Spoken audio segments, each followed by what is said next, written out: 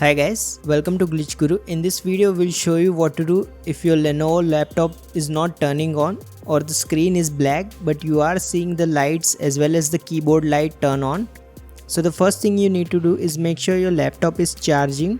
So if your laptop has a charging indicator, make sure it turns on when you plug in the charger. If it does not, there may be an issue with your charger.